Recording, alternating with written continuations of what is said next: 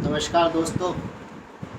क्या आप जानते हैं कि हमारे भारत देश में प्रति वर्ष एक पर्व ऐसा आता है जिसको यदि पूरे दिल से मनाया जाए तो जीवन में खुशी एवं प्रसन्नता आती है, जिसके मनाने से जीवन में समस्त शांति के द्वार खुल जाते हैं, जिसके मनाने से परिवार में, समाज में, राष्ट्र में और विश्व में प्यार और मोहब्बत बढ़ती है और आपसी संबंध प्रगाढ़ होते हैं। आप बड़े उत्सुक होंगे ऐसे पर्व के बारे में जानने के लिए। वह पर्व कोई और नहीं बल्कि वह पर्व का नाम है क्षमावाणी पर्व। प्रत्येक वर्ष क्षमावाणी पर्व जैन धर्म के सभी अनुयायी बड़े उत्साह के साथ भाद्रपद मास में पर्युषण पर्व समाप्ति के समय मनाते हैं। इस पर्व के दौरान समस्त जैन धर्म के अनुयायी छोटे बड़े का भेद मिटाकर वर्ष भर में की गई गलतियों के लिए समस्त आपसी गिले शिकवे मिटाकर एक दूसरे से क्षमा मांगते हैं और क्षमा प्रदान कर देते हैं।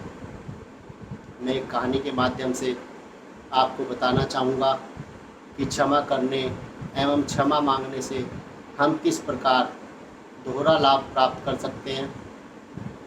एक तो हम सामने वाले को क्षमा करके आत्मग्लानि का भाव जो है उसका समाप्त कर देते हैं, साथ साथ आपस के दिलों की समस्त दूरियां दूर करके एक सहज वातावरण बनाते हैं और सभी दिलों में पुनः अपना जो है स्थान जो है प्राप्त कर लेते हैं। एक साधक था जिसने 5 लाख रुपए अपने दामाद को व्यापार शुरू करने के लिए दिए। दामाद ने उस पैसे से व्यापार शुरू किया। व्यापार दिन दूनी रात चौगनी उन्नति करने लगा, परंतु दामाद ने ससुर के वो 5 लाख रुपए नहीं लौटाए। इस बात पर दोनों में, दामाद और ससुर में झगड़ा हो जाता है और झगड़ा इस कदर बढ़ जाता है कि दोनों परिवारों का एक दूसरे के यहाँ आना जाना बिल्कुल समाप्त हो जाता है। घृणा व द्वेष का आंतरिक संबंध बहुत अधिक हो जाता है। ससुर अपने सभी सगे संबंधी परिचितों से दामाद की निंदा, निरादर और आलोचना करने लगा। इस कारण क्या होगा कि पूरे दिमाग में बेचैनी बढ़ गई, साधना लड़खड़ाने लगी। यहाँ तक कि पूजा पाठ में बैठता तो भी उसे दामाद की छवि ही दिखाई देती। बड़ा परेशान, कोई उपाय जो है उसका उसे नहीं मिल रहा था। अंत में वो एक महात्मा संत के पास पहुंचता है, उन्हें अपनी सारी व्यथा कह डालता है।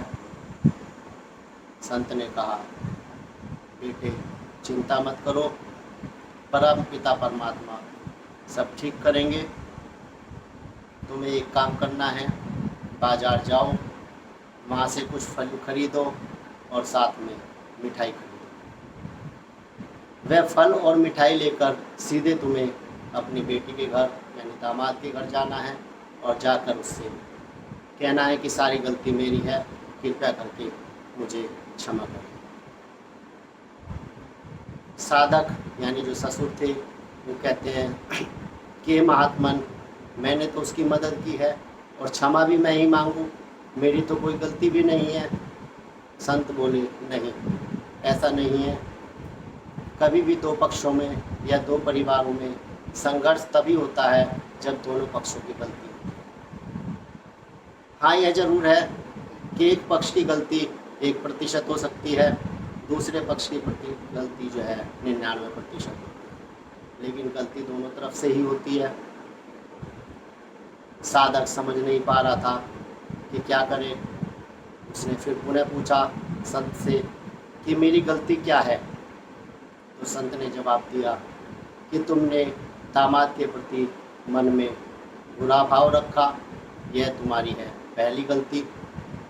तुमने सभी से उनकी निंदा, निरादर और आलोचना की, यह है तुम्हारी दूसरी गलती। तुमने दामाद को क्रोध भरी आंखों से देखा, ये है तुम्हारी तीसरी गलती। तुमने दामाद की लोगों से निंदा सुनी, ये है तुम्हारी जो है चौथी गलती। और तुमने अपने हृदय में उसके प्रति घृणा व द्वेष का भाव रखा, यह है तुम्हारी अंतिम गलती। तो यही गलती के कारण जो है तुमने अपने दामाद को दुख दिया है, और वही दुख कई गुना होकर जो है तुम्हारे पास वापस लौटा है। इसलिए जाओ क्षमा मांगो। अगर क्षमा नहीं मांगोगे तो ना तुम चैन से जी पाओगे और ना चैन से मर पाओगे। क्षमा मांगना एक बहुत बड़ी साधना है।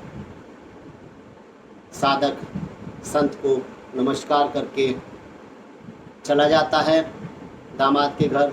खाने की शाम की तैयारियां हो रही थी। दरवाज़ा खटखटाता है। दरवाज़ा उसका देवता खोलता है, और दरवाज़ा खोलते ही वो अवाक रह जाता है और ज़ोर से चिल्लाता है, पापा, मम्मी, नाना जी आए हैं, नाना जी आए हैं। दामाद बेटी पिता को देखते हैं। ऐसा लगता है कि सपना देख रहे हैं। बड़ी खुशी से पिता की तरफ दौड़ती है। आंखों में आंसू आ जाते हैं। पूरे 15 वर्ष पश्चात जो है पिता जो है बेटी के घर आए थे।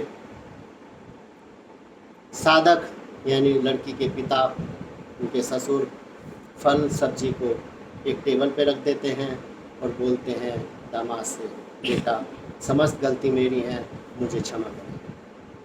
क्षमा शब्द जैसे ही मुंह से निकलता है, ससुर की आंखों में आंसू बहने लगते हैं।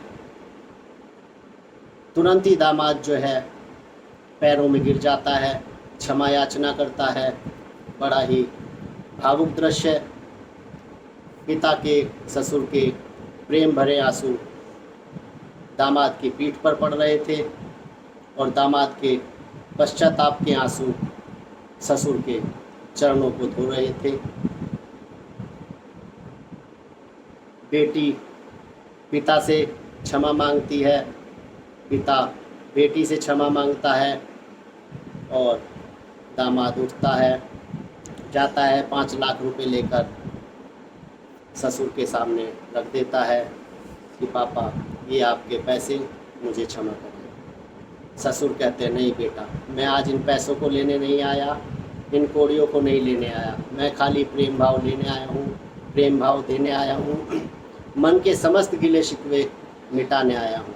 इन कागज़ के टुकड़ों का मेरे सामने अब कोई मोल नहीं है।